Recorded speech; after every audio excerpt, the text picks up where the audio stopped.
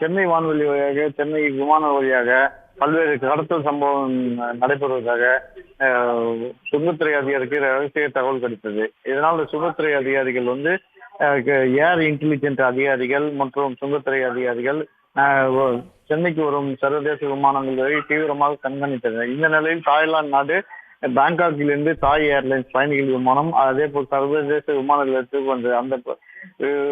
வந்த பயணிகளை சுங்கத்துறை அதிகாரிகள் வந்து ரகசியமாக கண்காணித்த போது வடமாநில பயணி ஒருவர் சுற்றுலா பயணிகளுக்காக தாய்லாந்து போய் சென்று விட்டு வந்துள்ளார். அவர் வந்து அந்த பயணி மீது சந்தேகம் ஏற்பட்டு அவர் உடைமைகளை வந்து தொடர்ந்து எடுத்து விசாரணை செய்தனர். இந்த நிலையில் அவருக்கு முன்னுக்கு பிறனாக இருந்தனர்.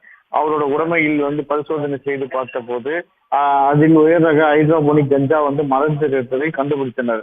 அந்த 7.5 கிலோ ஹைட்ரோபோனிக் கஞ்சாவை வந்து பறிமுதல் செய்தனர். அதன் சர்வதேச மதிப்பு 7.5 கோடி ஆகும். இதே நிலையில் தாய்லாந்து நாட்டு தலைநகர் பாங்காக்கிலிருந்து இண்டிகோ ஏர்லைன்ஸ் பயணிகள் விமானத்தில் வந்த மற்றொரு நபரையும் சுங்கத்துறை அதிகாரிகள் கண்காணித்து அவரிடம் விசாரித்த போது அவரிடமும் வந்து சில கஞ்சா 2 கோடி மதிப்புள்ள வந்து கஞ்சா வந்து பறிமுதல் செய்யப்பட்டது. இந்த இருவரையும் கைது செய்த நிலையில் இவர்களிடம் வந்து அந்த பொருட்களை வாங்கி செல்ல மேலும் ஒரு வடமாநிலத்தை சேர்ந்த ஒருவர் வந்தார். அவரையும் சேர்த்து 3 பேரை அவர்கள் கைது செய்துள்ளனர். இந்த வந்து ஹைட்ரோபோனிக் கஞ்சா வந்து சாக்லேட் மற்றும் பல்வேறு உணவுப் பொருட்கள் வந்து பெட்டியில் வந்து அடைத்து வைத்து இவர்கள் ரகசியமாக கடத்தி வந்தது விசாரணை தெரிந்தது.